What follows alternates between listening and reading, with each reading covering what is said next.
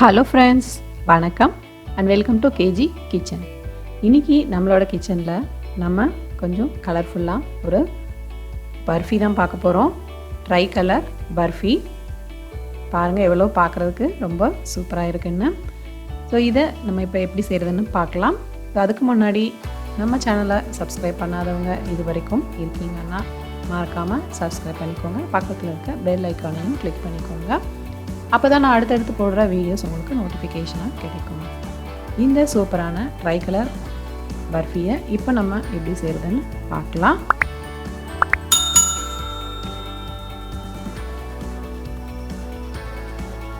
ஒரு பேன் எடுத்துக்கோங்க.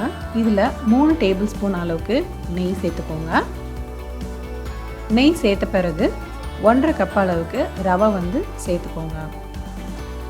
ரவை சேர்த்துட்டு நல்லா வறுத்து எடுத்துக்கோங்க. ரொம்ப பொன்னிற ஆகிற வரைக்கும் வறுக்க வேணாம். நமக்கு கொஞ்சம் ஒயிட் கலர் பண்ணும்போது அதோட நிறம் மாறினாப்பில் இருக்கும். ஓரளவுக்கு வறுப்பட்டதும் எடுத்துடலாம். இப்போ நம்ம வறுத்து வச்ச ரவையில் ஒரு 1/2 கப் ரவையை எடுத்தாச்சு. இதில் 1 டம்ளர் அளவுக்கு தண்ணி சேர்த்துக்கோங்க. ஸோ 1/2 கப்புக்கு 1 கப்பு தண்ணி சேர்த்திங்கன்னா சரியாக இருக்கும். தண்ணி நல்லா கொதிக்க ஆரம்பிச்சிருச்சு. ஸோ ஒரு 2 நிமிஷம் மூடி வச்சிட்டிங்க அப்படின்னா நல்லாவே வெந்துடும். அடுத்து நான் ஆரஞ்சு ஃபுட் கலர் சேர்த்துருக்கேன். இப்போ நம்மளோட ஃப்ளாக் கலர்லேயே செய்யணும் அப்படின்றதுக்காக நான் இன்றைக்கி ஆரஞ்சும் க்ரீனும் எடுத்துக்க போகிறேன். இப்போ நல்லா மிக்ஸ் பண்ணிவிட்டு இதுக்கு தேவையான அளவு சர்க்கரையும் நம்ம சேர்த்துக்கலாம்.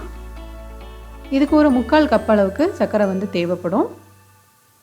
ஜீனி சேர்த்துட்டு நல்லா கிளறி விட்டுடுங்க. அடுப்பை சிம்மில் வச்சுட்டு தேவையான நட்ஸை நெய்யில் வறுத்து இதில் சேர்த்துட வேண்டியதுதான். அடுத்து இது போல் ஒரு பாத்திரம் எடுத்துக்கோங்க. பாத்திரத்தில் கொஞ்சம் நெய் தடவிக்கோங்க. நம்ம செஞ்சு வச்ச ஆரஞ்சு கலர் பர்ஃபியை இதில் நம்ம சேர்த்தாச்சு. கொஞ்சம் ஈவனாக பண்ணி விட்டுடுங்க. அடுத்தது நம்ம செய்ய போகிறது ஒயிட் கலர். இதுக்கு 1 கப் அளவுக்கு பால் சேர்த்துக்கோங்க. பால் கொதித்த பிறகு நம்ம 1/2 கப் ரவையை இதில் சேர்த்து கிளறிட வேண்டியிருக்கோம்.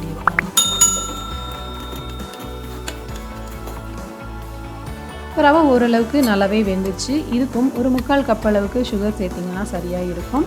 இதையும் எடுத்து ஆரஞ்சு கலருக்கு மேலே நீங்கள் வச்சு டேப் பண்ணிவிடுங்க. திரும்ப ஒரு 1/2 கப் ரவை எடுத்துக்கோங்க.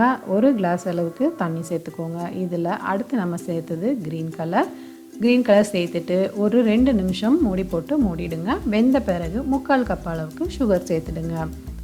தேவையான அளவுக்கு நட்ஸு நெய்யில் வறுத்து சேர்த்துக்கோங்க. இதையும் நம்ம இப்போ இதில் சேர்த்தாச்சு. ஸோ இதையும் நல்லா சமப்படுத்திடுங்க. இது போல் ஸ்பூன் இல்லை கிளாஸு நீங்கள் யூஸ் பண்ணிக்கலாம். நல்லா சமப்படுத்திட்டு ஃப்ரிட்ஜில் ஒரு 1/2 மணி நேரம் வச்சு எடுத்துட்டிங்க அப்படின்னா 3மே அழகாக செட் ஆகிடும். நமக்கு பாருங்கள், ரொம்பவே சூப்பராக நம்மளோட கொடி கலர்லேயே நம்ம பர்ஃபி தயார் பண்ணிட்டோம். ஸோ இது போல் செஞ்சு கொடுக்கும்போது பசங்களுக்கும் ரொம்பவே பிடிக்கும். கட்டாயம் நீங்கள் ட்ரை பண்ணி பாருங்கள்.